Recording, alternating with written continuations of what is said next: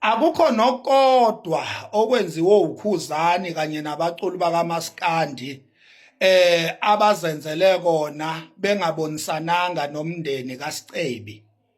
Konke abakwenzile uKhuzani kanye nabaculi bonke bakaMaskandi abahlanganyelile ekutheni banikele imali yokuhlanganisa ukuthi kulekelelwe noma kuhlangatshezwe i-funeral parlor kababa uVita Chinala. Bakwenze ngokuvumelana futhi ngokuvunyelwa umndeni kaSicebi.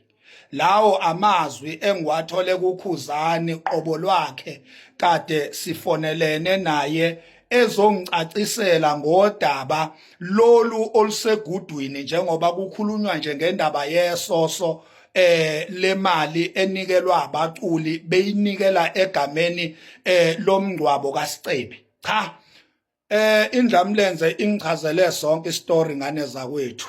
Bekufaneleke sikhulume lokhu esikhulumile singomakhanya ukuze lisukume iqhawe lilungise indaba noma lisichaze istory siphelele.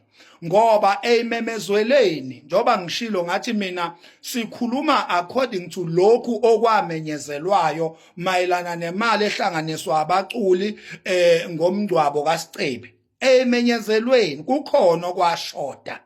Ibe siyaxolisa ke Ndlamlenze ezizweni nje sonke njoba ngenza nje ngikhuluma naso isizwe ukuthi inhliziyo zazibhlungu kakhulu, zayiphukile inhliziyo nemqondo yayididekile ngokulahlekelwa yiqhawe ngokuzuma kangaka. Kungenzeka ukuthi ekumenyezelweni kukhona okunye okwakumele mhlambe kungasali kwagcina kusalile ngenxa yokuthi uKhuzani waye very emotionally kuphinde futhi kulahleke indoda enkulu emculweni kaMaskandi.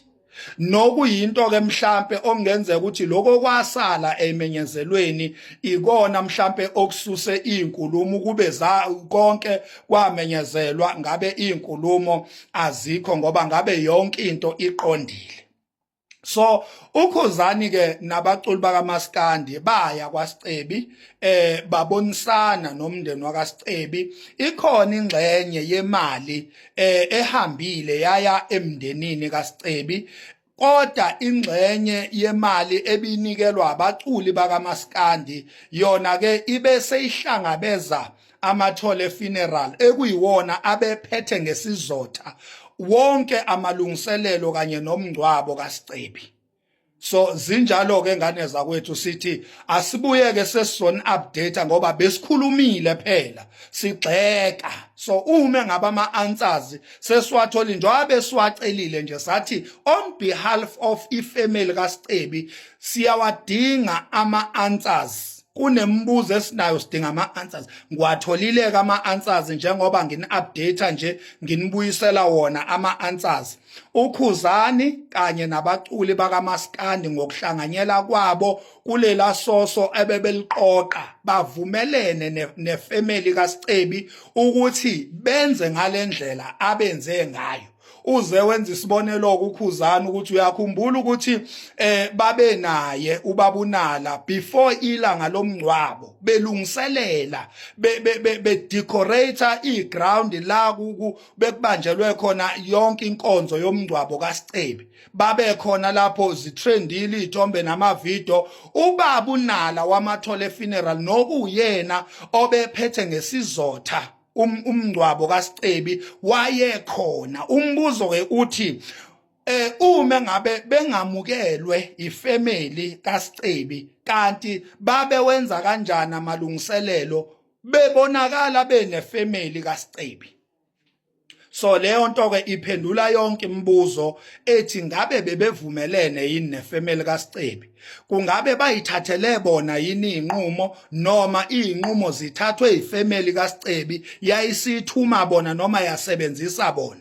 I-answer yaleyo mbuzo ithi yebo bebevumelene nefamily kaSicebi, akukho abazenzele bona. Konke bebethobela inqubomgomo yakwaDlamini kwaSicebi. Akukho ekuthiwa bavele bazenzela nje. ifamily kaSicebi ithathe inqumo yabonisana noKhuzani ukuthi imali enikelwa abaculi bakaMaskandi ayisetshenziswe ngalendlela. So benze konke oKhuzani ngokuvumelana noma ngokuvunyelwa ifamily yakhe ngqo uSicebi. Lokho kusho ukuthini? Kusho ukuthi akukho okuronge noma okuphuma endleleni okwenziwe uKhuzani noma okucasula ifamily kaSicebi ngoKhuzani. Into eshodile nje ngokubuka kwethu ke singomakhanya kushode eyimemezelweni ukuthi abantu ba-updatewe ukuthi ifamily was involved in every decision making yokufihla kaSicebi. Family was the one who took all the decisions and gave go ahead kubantu abebezowulekelela abanjengabo ke oKhuzani nobaba uVita Chinala wamathole funerals. So konke ke emngcwabeni kaSithole kuhambe kahle ngokwefamily isebenzisana noma ilekelelana noKhuzani nabaculi bakaMaskandi kanye nefuneral parlor amathole funeral. Siyanibonga ke Khuzani, mkhulu kakhulu imisebenzi eniyenzile. Baba Vita Chinala, mkhulu kakhulu ndoda yamadoda umsebenzi owenzile. Lokhu nje ukuthi uhlangabezane nabaculi bakaMaskandi. Bathi thina sinalokho, wena bese uthi mina ngizo-eda kuloko okushodayo. Cha, izandla zedlula ikhanda. Siyakubonga kakhulu lokho okwenzile. Siphinde sibongeleke kanye nefamily yakhe uSicebi inkosi yami. Siyayibongela ukuthi umngcwabo ube nesizotha, waba nesithunzi, wahlonipheka, waba sezingeni elikhulu ngenxa yokubambisana kwawo kanye noKhuzani nabaculi bakaMaskandi nobaba uVita Chinala wamathole funeral. Lolo bumbano, lokho kubambisana, lokho kubonisana ebenikwenza, cha kube impumelelo. Sibona amavideo, sibona umngcwabo, izinga, yonke into was superb. Siyabonga ke family, siyanibongela family kaSicebi. Okunye ke umuzi kaSicebi awushiye engawuqedile. Uthi uKhuzani bengabaculi bakaMaskandi bazowulekelela umndeni kaSicebi ngokuvumelana nawo noma ngokuvunyelwa yiwo. Bazowulekelela ukuthi baqedele umuzi kaSicebi. Kusho ukuthini ke lokho?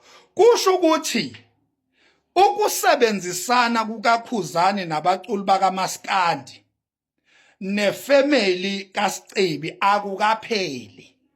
Uhambo lusaqhubeka. Umuzi uSicebi ashiye engawuqedelile, abaculi bazinikele ukuthi bazoqhubeka balekelelane nefamily kaSicebi uqedelwe umuzi kaSicebi. So nalapho njalo siyababaza futhi siyabonga.